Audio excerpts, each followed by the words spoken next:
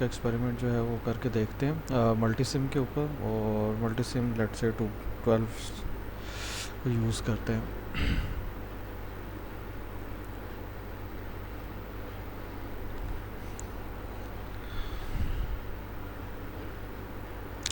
Okay जी, so multi से ये जो जीनर डायोड है, इसकी जो एप्लीकेशन आज हम कवर करेंगे वो करेंगे वोल्टेज रेगुलेशन के लिए, कि अगर हम इनपुट वोल्टेज वेरी कर रहे हैं तो हमारे पास आउटपुट के ऊपर क्या वेरिएशन आ रही है, ठीक है। और उसके लिए हम लोग जीनर डायोड 10 वोल्ट्स वाला यूज़ करते हैं, ठीक है।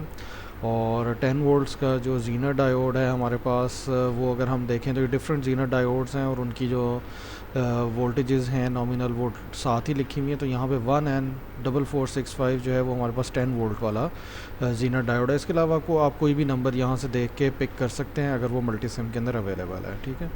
अच्छा जी, सो अब इसका मतलब ये है कि अगर हम 10 वोल्ट का करेंगे तो ये इसको 10 वोल्ट के अक्रॉस रेगुलेट करना चाहिए अगर हम इनपुट वोल्टेज वेरी करते हैं। सो फ़र्स्ट ऑफ़ ऑल हम यहाँ पर अगर हम जाते हैं तो यहाँ पर हमारे पास ये जीनर डायोड हैं और 1N4465, ठीक है। सो इसको हम क्लिक करते हैं और ये हमारे पास आ जाता है।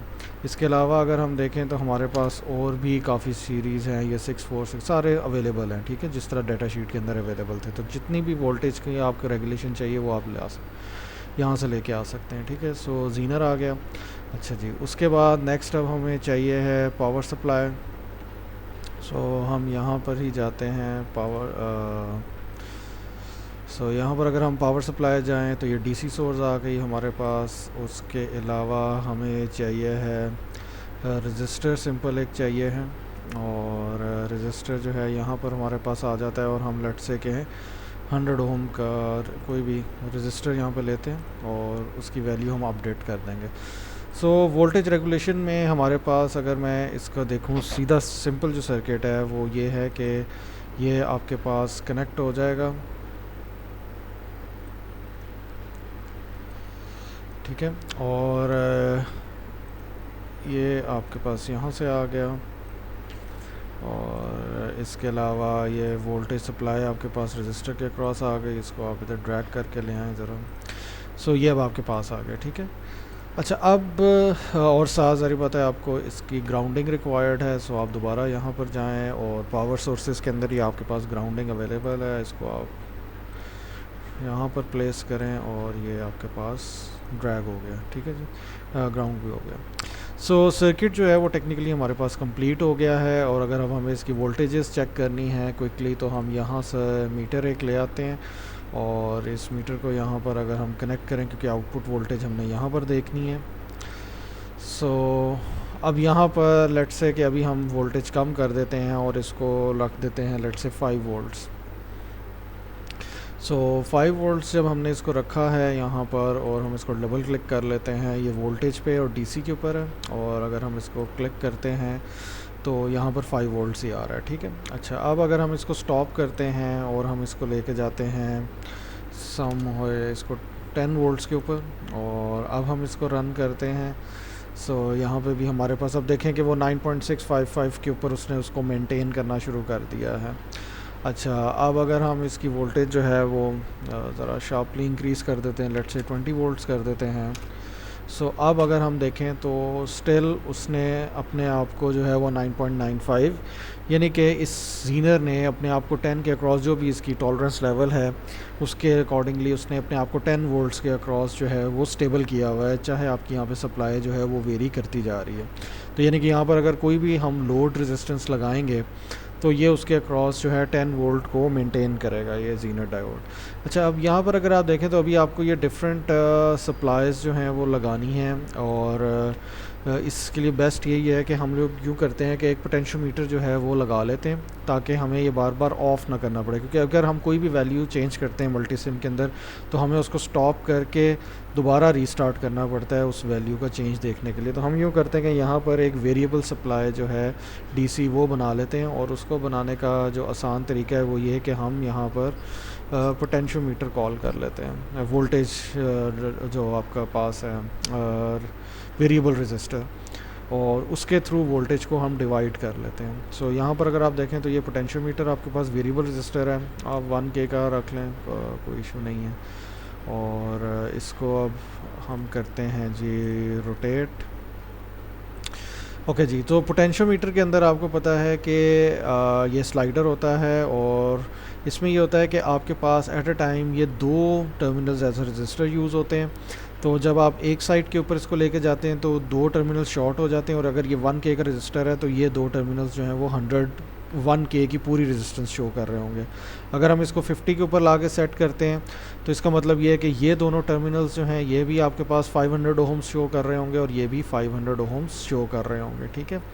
और अगर हम इसके कम्प्लीटली इसको इस तरफ शिफ्ट कर देंगे तो अब ये दो टर्मिनल शॉर्ट हो जाएंगे और आपका 1K जो है, तो ये एक पोर्शन होता है जिसके थ्रू वो एक रेशियो के अकॉर्डिंगली जो भी हम यहाँ पे स्लाइडर के ऊपर सेट करेंगे उसके अकॉर्डिंगली वोल्टेज डिवाइड हो जाती है, ठीक है। सो हम लोग क्या करते हैं, इसको यहाँ पर ब्रेक करते हैं और पोटेंशियोमीटर यहाँ पे प्लेस करते हैं। तो सबसे पहले तो हम इसकी रेजिस्टेंस पूरी जो है उसकी बाइसिंग करते हैं रजिस्टर की, और वो ये होगा कि इसके जो फिक्स टर्मिनल्स हैं उनके साथ ये सप्लाई वोल्टेज अटैच कर देते हैं। और ये हम लोगों ने सप्लाई वोल्टेज अटैच की और ये एज इट इज़ हम सॉरी, ठीक है। और ये जो वेरिएबल रजिस्टर आपके पास है इससे हम यहाँ पर सप्लाई दे देते हैं, ठीक है जी। और इसका इफ़ेक्ट देखने के लिए हम यूँ करते हैं कि ये वाला जो आपका मल्टीमीटर है ये हम यहाँ पर लगा देते हैं, इसको डिस्कनेक्ट कर देते हैं यहाँ से।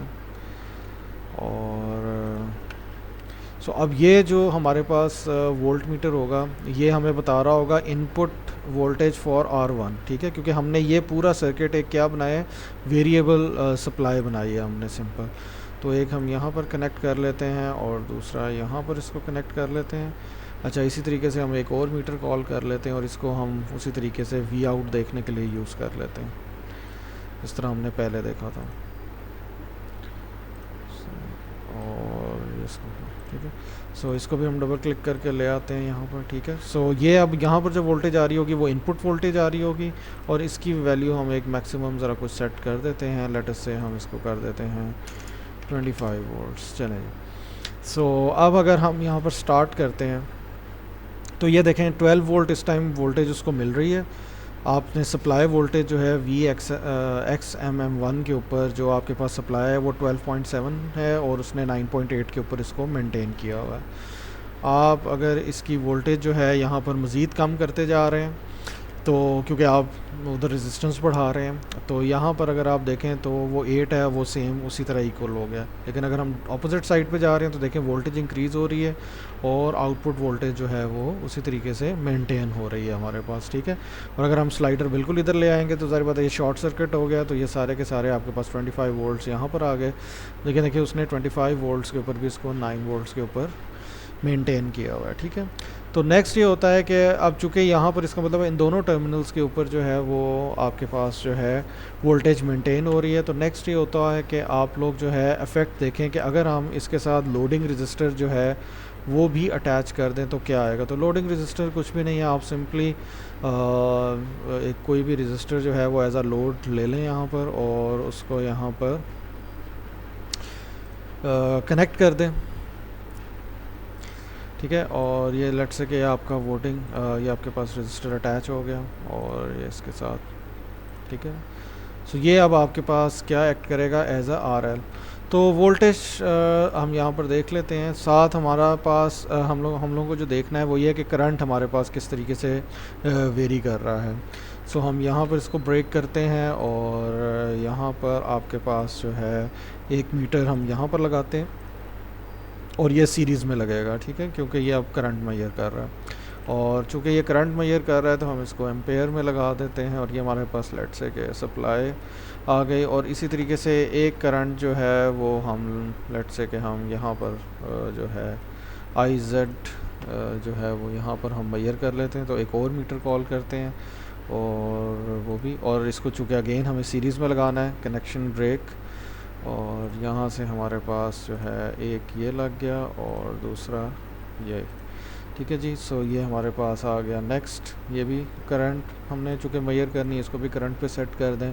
सो यहाँ से अब हमारे पास जो है वो ये आ गया है, ठीक है। सो लोड अब आप देख सकते हैं कि हमारे पास वोल्ट मीटर जो है वो चल रहा है या नहीं चल रहा आपके पास, ठीक है। अब इसको आप लोगों ने थोड़ा सा जो है वो चेक करना है। सही है। ये मेरा ख्याल में कनेक्ट हम करना भूल गए, सो इस वजह से वो नहीं चल रहा था। इसको पैरेलल यहाँ पे कनेक्ट कर देते हैं। सो यहाँ से अब आपने क्या करना है कि डिफरेंट रजिस्टर्स की वैल्यूज़ को हमने यहाँ पर लेकर आना है और फिर देखना है कि हमारे पास जो है वो चल रहा है या नहीं चल रहा, ठीक है। सो अगर हम यहाँ पर इसकी थोड़ी सी वैल्यू, ठीक है, तो अभी तो 25 वोल्ट्स अनफ है। तो ये अब आपने थोड़ी सी वेरिएशन करके यहाँ पर लोड रेजिस्टेंस के ऊपर आपने चेक करना है। अगेन यहाँ पे पोटेंशियोमीटर भी यूज़ हो सकता है। So thank you very much. तो ये हमारे पास जीना डायोड का एक्सपेरिमेंट था। थैंक्स।